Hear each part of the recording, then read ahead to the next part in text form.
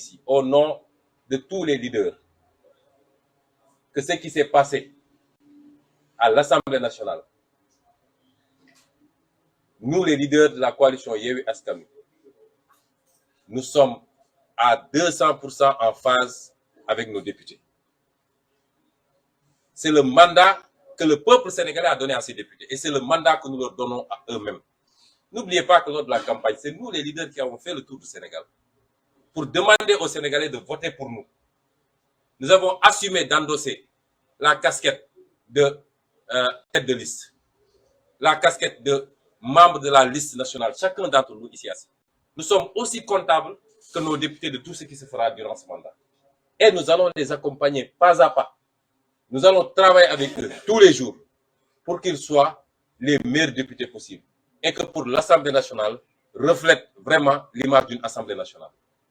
C'est le mandat que le peuple sénégalais a donné à ses députés. Parce que le peuple a voulu que l'Assemblée nationale soit fortement, que l'opposition soit fortement représentée à l'Assemblée nationale. C'est le peuple qui l'a voulu. C'est la volonté populaire. Et en démocratie, il n'y a que la volonté populaire qui vaille. Il n'y a rien d'autre. Et ce peuple-là qui a envoyé autant de députés de l'opposition à l'Assemblée nationale, nonobstant le vol des suffrages par Macky Sall, parce que nous savons tous qu'il n'a pas 82 députés. À tout casser, il aurait eu 76 députés. Il le sait. Nonobstant le vol. Et à tout bien considérer, ce qui s'est passé atteste d'une dégringolade historique. Il a été élu à 65% des voix il y a 10 ans. Aujourd'hui, il est à 46%. 20 points entre-temps. Et ces 46%-là, vous enlevez au moins 10 points qui concernent les vols. Le vol du suffrage. Ce monsieur, même si on le laisse aller à l'élection, il ne passera même pas au deuxième tour. C'est une prédiction, c'est moi qui vous le dis.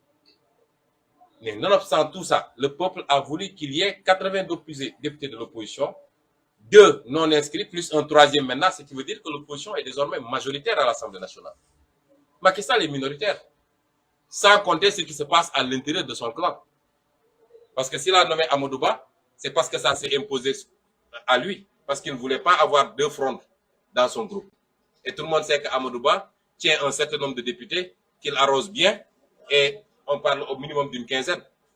Ça ne c'est pas un choix de raison, mais c'est un choix, c'est pas un choix de cœur, mais c'est un choix de raison. La nomination de Amadou Ba au poste de Premier ministre. Et donc, si le peuple a voulu cela, c'est qu'il veut que l'Assemblée nationale change de manière de fonctionner. Qu'est-ce que les gens voulaient que les députés de l'opposition fassent? On vient à l'Assemblée nationale, on doit élire un président de l'Assemblée nationale. La loi est très claire, le règlement intérieur. Il faut une enveloppe d'une certaine couleur pour chacun des candidats. Benno Bokk Yakaar dit qu'il n'en sera absolument rien et qu'il n'y aura qu'un seul bulletin. Et ensuite, ils vont mettre ce qu'ils veulent là-dedans. Et vous voulez que les députés de l'opposition croisent les bras et regardent faire. Tous les gens qui donnent des leçons là, qu'est-ce qu'ils auraient fait à la place? Si demain, Benno Bokk Yakaar amène une loi extrêmement gravissime contre le peuple sénégalais, qu'est-ce que les députés vont faire? Et si pour faire passer cette loi-là, ils escamotent la procédure, parce qu'ils savent qu'ils sont plus majoritaires à l'Assemblée nationale, vous croyez que les députés vont se croiser les bras pour les regarder faire? Il faut arrêter. Moi, je suis totalement satisfait de nos députés. Et le fait qu'ils se soient battus ce premier jour-là a permis de ramener Benno Bokk Yakaar à la raison. Parce que pour tout ce qui a suivi, et jusqu'au moment où je vous parle, Benno Bokk Yakaar a été obligé de venir à la table de négociation. Je vous donne quelques exemples pour les commissions. Parce que ce que les Sénégalais doivent savoir, on a le même nombre dans le bureau, totalement le même nombre, et je crois même qu'on risque d'avoir plus, puisqu'on a 2 groupes parlementaires. On a le même nombre au niveau de la conférence des présidents, et on a le même nombre au niveau des commissions. C'est ça l'Assemblée nationale aujourd'hui. Les forces sont totalement égales. Et c'est pourquoi, dans ce genre de situation-là, la seule solution, c'est de discuter, de dialoguer. Or, Macky Sall n'est pas un homme de dialogue. Il pense que ce qu'il faisait avant, quand il avait tout le pouvoir entre ses mains. Déthié l'a dit tout à l'heure. Aujourd'hui, il tient une partie du pouvoir, nous en tenons une partie. Nous tenons toutes les grandes villes de ce pays. en termes de collectivité locale. Et c'est pourquoi la mise en place du réel, vous allez voir ce que ça va impacter et ce qui va rester de l'AMS. Nous tenons la moitié de l'Assemblée nationale. Mais Macky Sall n'a plus le pouvoir, le plein pouvoir ici dans ce pays. Il doit respecter son opposition. S'il le fait, nous trouverons des consensus pour faire avancer le pays. S'il ne le fait pas, il y aura affrontement. On ne l'acceptera pas. Et c'est pourquoi ils ont été obligés de revenir à la raison pour la mise en place des commissions. Parce qu'au début, ils avaient dit, eux, ils viennent, ils choisissent d'abord les commissions qu'ils veulent. Ensuite, nous, on prend le reste. On a dit non, ça ne se passera pas comme ça. Ils ont été obligés de dialoguer. Parce qu'ils savent que s'ils ne l'avaient pas fait, l'Assemblée serait encore bloquée. Ils amèneraient la main cette fois-ci. Peut-être que même des blindés seraient à l'hémicycle. S'ils respectent l'opposition, l'opposition le respectera. Mais tant qu'il continuera de manière arrogante, de manière méprisante, à parler de l'opposition comme s'il parlait de moins que rien, il trouvera une opposition à sa hauteur. Il a dit gouvernement de combat. Il s'est réveillé trop tard parce qu'il y a une opposition de combat depuis très longtemps. Et donc, cette assemblée sera, soit ce sera une assemblée de dialogue ou alors ce sera une assemblée de blocage. Et même peut-être pas de blocage parce que si la nouvelle majorité que nous avons fonctionne correctement, les gens feront passer ce qu'ils veulent passer, l'opposition en tout cas. Des discussions se passent. Il est question d'acheter des véhicules par exemple, mais les députés de Askani ont dit il n'y a pas d'urgence pour qu'on fasse une procédure d'urgence. Je ne travaille pas en secret. Quelle est l'urgence qu'il y a? On dit, oui, la session va démarrer, il y a des députés qui habitent loin. Ces députés-là, comment ils faisaient pour venir à Dakar avant? Et une fois qu'ils sont à Dakar, ils sont logés à l'hôtel des députés à 0 mètre.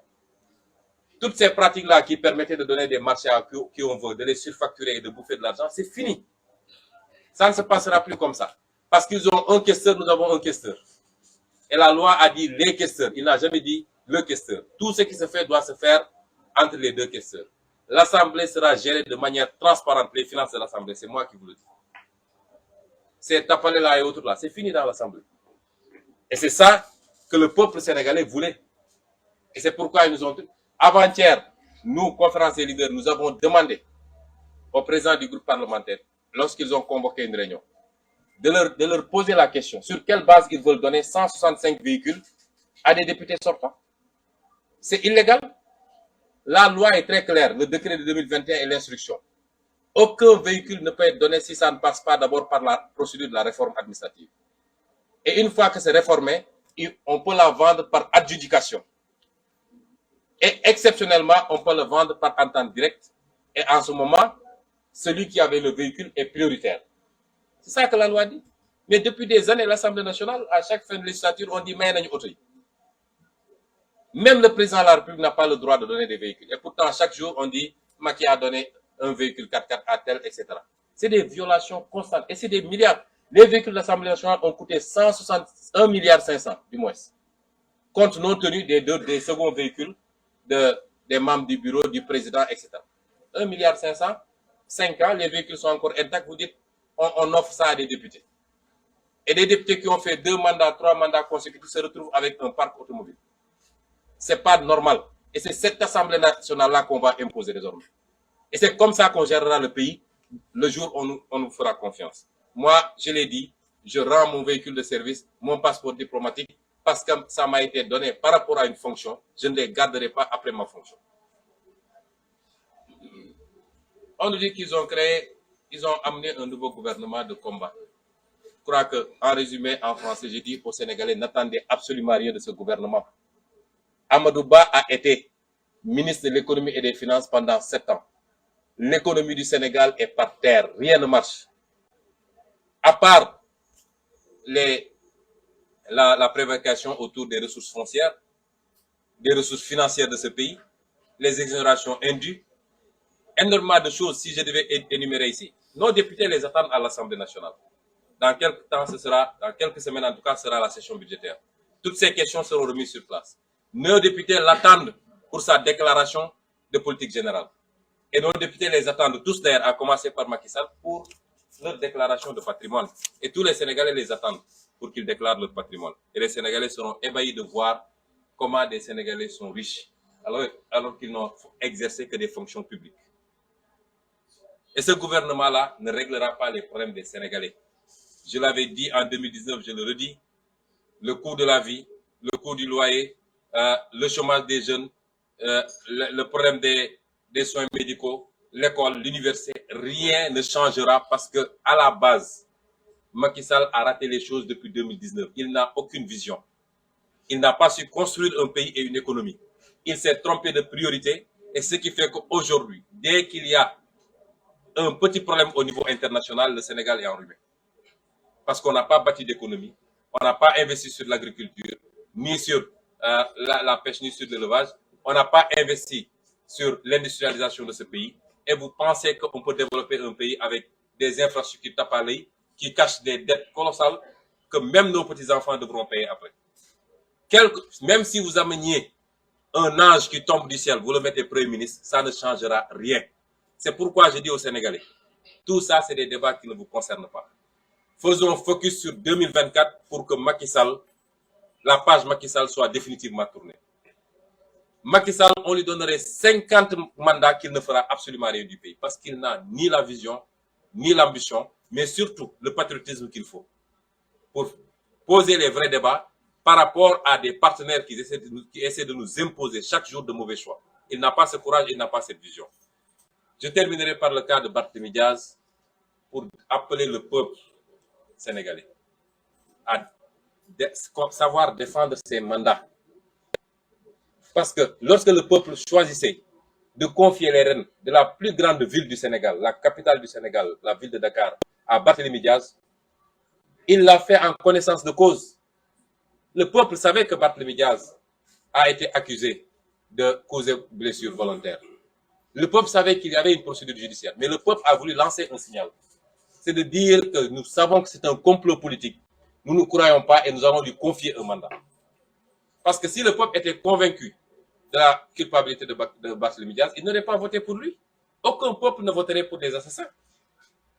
Et ce même peuple est revenu pour dire que nous voulons que Barthélémy Diaz aille à l'Assemblée nationale. Ce n'est ni à Macky Sall, ni à sa justice inféodée d'enlever ce mandat des mains de Barthélémy Diaz.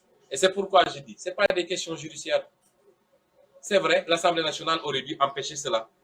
Parce que Barthélémy Diaz était en session et ensuite il exerce un mandat parlementaire. La loi est très claire, aucun député ne peut être poursuivi en pleine session et même au cours de son mandat tout court sans que l'Assemblée nationale n'ait procédé à la levée de son immunité parlementaire.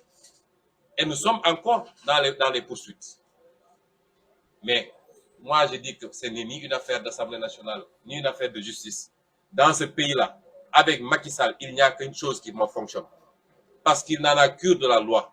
C'est des problèmes politiques, ça se règle politiquement. Et c'est au peuple de défendre les mandats qu'il a confiés à des gens. Et l'histoire nous permettra de voir où est-ce qu'ils veulent aller avec cette farce-là. Mais c'est au peuple de régler ça, particulièrement à la jeunesse. Je vous remercie. Bien, merci beaucoup et à bientôt.